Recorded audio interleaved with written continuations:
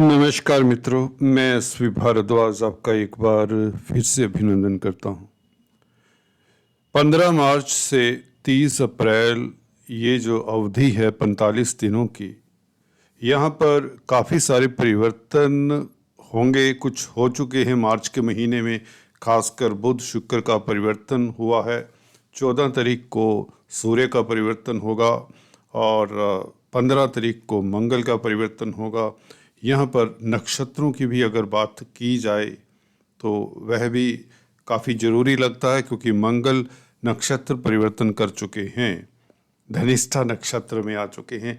ये बताना आपको ज़रूरी है, क्योंकि मंगल आपके लिए योग कारक प्लैनेट है भाई, केंद्र त्रिकोण के मालिक हैं। इसलिए मंगल का अपने नक्षत्र में गोचर करना और 30 साल बाद शनि के साथ कुंभ राशि में मिलेंगे, आपके अष्टम भाव में आ रहे हैं। आपको भूलना नहीं है, अष्टम भाव पताल का भाव है।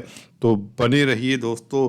यहाँ पर बैठकर शनि के साथ, शनि विपरीत राजयोग बना रहे हैं कर्क लगन राशि के लिए। शुक्र का साथ शनि को मिला हुआ दो मित्र हैं, परंतु अष्टम भाव कहीं ना कहीं त्रिक भाव होता है और दिक्कत का सबब भी बना करता है।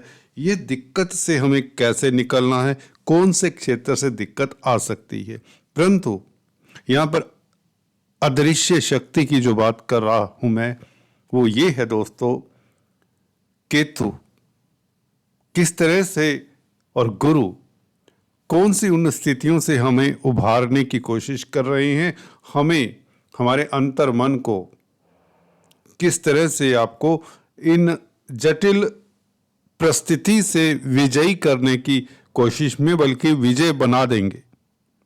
हम बात कर रहे थे शनि मंगल और शुक्र के योग की। यहाँ पर शनि मंगल और शुक्र का योग निश्चित तौर से आपके लिए बहुत बेहतर होगा, परंतु उसमें थोड़ा सा आपको क्वेश्चन मार्क रहेगा दिमाग में भी। दोनों परम शत्रु हैं और अष्टम भाव में इनका योग तो अच्छा नहीं होता। इसका क्या तोड़ है उसके ऊपर डिस्कशन करेंगे। और सूर्य राहु का जो संबंध बना है, जिसके ऊपर हमने बात भी की थी, फिर से टिप्पणी करने की कोशिश करेंगे। गुरु का परिवर्तन, गुरु का गोचर बहुत बेहतर है, क्योंकि अभी भी गुरु दशम भाव में और शुक्र के नक्षत्र में है, भरणी नक्षत्र में। और शुक्र का उच्च अभिलाषी हो जाना गुरु के फल को बढ़ाता है। कहीं ना कहीं गुरु शुक्र का फल देंगे, और शुक्र को शनि का संग मिला हुआ है, तो शुक्र अष्टम भाव में होते हुए भी इतने नासाज तो नहीं कहे जाएंगे। मैंने अक्सर कहा है, अष्टम भाव में ग्रह शुभ स्थिति में हो तो अकस्मात ढंग से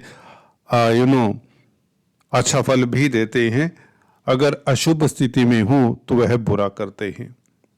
यहाँ पर चलिए चर्चा को हम सीधा बिंदु पर लाते हैं और उस अदृश्य शक्ति की भी बात करेंगे, जो आपको आपका आत्मविश्वास बनाए रखेगी और भाग्य को प्रबल करने में सहायक होगी। चलिए बात करते हैं, सीधा बिंदु पर आते हैं शुक्र शनि मंगल के योग की। और क्योंकि मंगल अभी धनिष्ठा नक्षत्र में प्रवेश किए हैं, तो इसके ऊपर टिप्पणी करना बहुत ज़रूरी हो जाता है, इस कॉम्बिनेशन के ऊपर। देखिए, प्लैनेटरी एनर्जी अष्टम भाव में जब होती है तो व्यक्ति को अकस्मात ढंग से सुखद समाचार देती है या दुखद समाचार देती है। कुछ न कुछ ऐसा होने के योग प्रबल हैं। जी दोस्तों, 31 मार्च तक, जब तक शुक्र साथ में है, ये शुभ योग बन जाता है, क्योंकि धनिष्ठा नक्षत्र में, अपने नक्षत्र में मंगल का आना पंचम भाव का, दशम भाव का मालिक लाभेश के साथ और स्वग्रही अष्टमेश के साथ। दशमेश हैं, 10th लॉर्ड हैं मंगल, और 11वें भाव के मालिक हैं शुक्र, और अष्टम भाव के मालिक जो कि अपनी राशि में। तो अष्टम भाव से आपको कार्यस्थल पर लाभ हो सकता है, कोई बड़ी बात नहीं, चौंकिए मत। आपको यहाँ पर लगता होगा शनि मंगल तो शत्रु हैं, परंतु यहाँ पर अगर शुक्र साथ में ना होते तो बात डेफिनेटली नेगेटिव हो सकती थी, कार्यस्थल पर चुनौती आ सकती थी। यहाँ पर शुक्र लाभ स्थान के मालिक शनि के अनुरूप काम करेंगे, शनि को बल देने का काम करेंगे, तो अष्टम स्थान से शुभ फल की उम्मीद की जा सकती है। अपने ही नक्षत्र में प्रवेश करना मंगल का धनिष्ठा में ये बेहतर हो जाता है, जो कि 23 अप्रैल तक अपने नक्षत्र में रहेंगे। ये अच्छी बात है कि कोई भी ग्रह अपने नक्षत्र में हो तो वह बली हो जाता है और जिन भावों का मालिक होता है उसका फल शुभ होता है। यहां पर अगर मंगल शत्रुओं के नक्षत्र में होते, शनि के नक्षत्र में होते या बुध के नक्षत्र में होते तो डेफिनेटली यहाँ पर गलत आपको रिजल्ट मिलते, नेगेटिव रिजल्ट मिलते। चलिए, जो हो नहीं रहा हम उसकी बात नहीं करते, फिर भी ज्योतिषीय सूत्र बताना जरूरी था यहाँ पर, क्योंकि नक्षत्र अपना है और मंगल आपके कर्म भाव के मालिक हैं, अपनी राशि से 11वें में है और शुक्र 11वें भाव के मालिक है। तो कार्यस्थल से लाभ, इनकम के साधन अचानक से बढ़ें। विपरीत राजयोग शनि का अचानक से आपको सफलता दे, परंतु हो सकता है कि कुछ अवरोध आए देखने में, परंतु वह नाटकीय ढंग से आपके पक्ष की बात होगी। कोई शुभ समाचार मिल सकता है बच्चों की तरफ से, एग्जाम की तरफ से, कंपटीशन स्पर्धाओं की तरफ से, क्योंकि मंगल पंचम स्थान के मालिक है, शेयर मार्केट की तरफ से, या कोई इनकम का साधन बढ़ जाए, अटका हुआ धन मिल जाए, प्रॉपर्टी की तरफ से कोई आपको शुभ समाचार मिल जाए, जमीन जायदाद बनने का पूरा मौका है और उससे लाभान्वित होने का मौका है। यहाँ पर ससुराल पक्ष से भी आपको शुभ समाचार मिल सकता है। आपको हल्का सा अगर सतर्क रहना है तो वाहन इत्यादि ध्यान से चलाएं, अगर आपकी मंगल या शनि की दशा अंतर्दशा है, और कोई दिक्कत की मुझे संभावना कोई नहीं दिखती। बुध सूर्य राहु की अगर चर्चा करें तो यहाँ पर सूर्य देखिए धन भाव का मालिक भाग्य स्थान में मित्र क्षेत्री है, गुरु के घर में है, तो हालांकि राहु ग्रहण लगाता, आप कहेंगे ये सूर्य पारिवारिक रिश्ते खराब कर सकता है, ये सूर्य धन की दिक्कत दे सकता है, पिता को दिक्कत हो सकती है। जी नहीं, ऐसा नहीं है। यहाँ पर बुध का साथ भी है सूर्य को, और यहाँ पर सूर्य के नक्षत्र इतने बुरे नहीं हैं। खासकर 17 तारीख तक तो सूर्य पूर्व भाद्रपद नक्षत्र में रहेंगे, जो कि गुरु का नक्षत्र है। तो 14 तारीख से 17 तारीख तक की 3-4 दिन तो आपके लिए बल्कि भाग्य के कारण आप को लाभ हो सकता है। और इधर शनि का विपरीत राजयोग बनाना, सूर्य का उसके पश्चात शनि के नक्षत्र में जाना, ये भी बेहतर है। हालांकि पिता पुत्र के वैचारिक मतभेद देखे जा सकते हैं।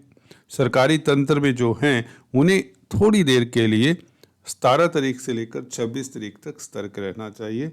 अगर आप सरकारी नौकरी कर रहे हैं या सरकार से कोई नाता है, राजनीति में है, they have to be watchful. उनके लिए दिक्कत का समय हो सकता है, बिकॉज सन गवर्नमेंट के कारक हैं। अदरवाइज हर क्षेत्र में आपको सफलता मिलेगी, भाग्य साथ देगा, क्योंकि गुरु भाग्य स्थान के मालिक 10th हाउस में है।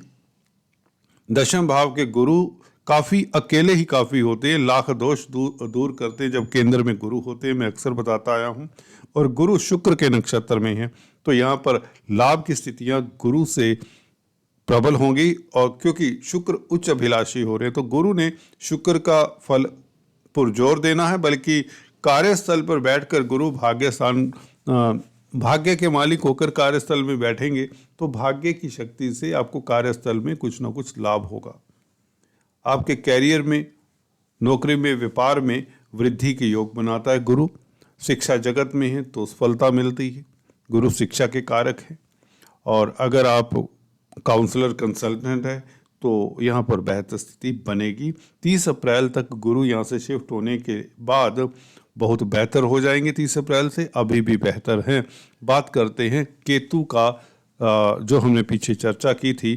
केतु को हमने अदृश्य शक्ति के रूप में बताया है, अदृश्य पावर है बेसिकली, जो दिखती नहीं। राहु केतु दोनों ही एग्जिस्ट नहीं करते, छाया ग्रह हैं। यहाँ पर क्यों आपके लिए पावरफुल है, बिकॉज 3rd हाउस में है और चंद्रमा के नक्षत्र में, हस्त नक्षत्र में गोचर केतु कर रहे हैं, तो यह आपके लिए अदृश्य शक्ति का एक कारण बनेंगे, जिससे आपके पराक्रम में वृद्धि होती है, आपको सफलता मिलती है। केतु की महादशा अंतरदशा प्रत्यंतर है अगर किसी जातक का, तो वह कमाल करने वाला है। उसके पर्सनैलिटी में एक चमक, एक प्रतिष्ठा से युक्त रहेगा। उसको कई तरह की कामयाबी मिल सकती है, क्योंकि लग्नेश के नक्षत्र में केतु का गोचर, वैसे भी किसी भी नक्षत्र में क्यों ना हो, राहु केतु जब थर्ड हाउस में होते हैं तो प्रबल शत्रुहंता बनाते हैं, व्यक्ति को लीडरशिप क्वालिटीज देते हैं, व्यक्ति कामयाबी की बुलंदियां छूता है, व्यक्ति का जो सोचने का तरीका होता है बहुत फर्टाइल हो जाता है, पॉजिटिव हो जाता है, जिससे सफलता मिलती है। अगर सोच आपकी अच्छी है तो ये सफलता देती है। यहाँ पर विरोधियों से या किसी तरह का कंपटीशन है, केतु आपको सफल करने में मददगार रहेंगे। बिकॉज अब हस्त नक्षत्र में ये खास कुछ ऐसा करेंगे। यात्राओं के योग हैं, धार्मिक यात्रा के योग ज़्यादा बनते हैं, जिससे आपको सुकून मिलेगा, शांति मिलेगी। और अगर आप मीडिया के क्षेत्र में हैं तो देखिए आपकी प्रशंसा होगी, आपको अवार्ड रिवार्ड तक मिलेंगे, आप सुर्खियों में रहने वाले हैं केतु के कारण। केतु यहाँ पर एक अदृश्य शक्ति का काम करेंगे आपके लिए, क्योंकि हस्त नक्षत्र में है और गुरु का आशीर्वाद आपको शुक्र के नक्षत्र में होने के कारण मिलेगा। मंगल का सुदृढ़ हो जाना, धनिष्ठा नक्षत्र, धनिष्ठा का मतलब होता है धनी व्यक्ति, तो मंगल का धनिष्ठा नक्षत्र में आना आपके लिए धन की कमी नहीं होगी, वह अकस्मात ढंग से धन आएगा। वैसे भी लाभेश शुक्र के साथ मंगल 15 तारीख से गोचर करेंगे और 31 तारीख तक कोई बड़ा लाभ हो सकता है। कोई भी क्षेत्र हो, शेयर मार्केट हो, स्टॉक मार्केट हो, म्यूचुअल फंड्स में इन्वेस्ट करते हो, प्रॉपर्टी में इन्वेस्ट करते हो, बिल्डर हो, कॉलोनाइजर्स हों, या अगर लॉटरी शेयर मार्केट का कामकाज करते हो, नौकरी व्यापार करते हो, यहाँ पर कुछ ना कुछ खास होने वाला है। पारिवारिक स्थितियाँ बेहतर रहेंगी, क्योंकि तीनों का प्रभाव द्वितीय भाव के ऊपर है, तो कोई दिक्कत नहीं। फिर भी वाहन इत्यादि ध्यान से चलाएं इस अवधि में, जिनकी मंगल की या शनि की दशा अंतरदशा है, या जिनके लिए मंगल कुछ ना कुछ अकारक स्थिति में होते हैं। आज दोस्तों इतना ही, फिर से मिलेंगे, तब तक के लिए stay tune. Thanks for watching this video.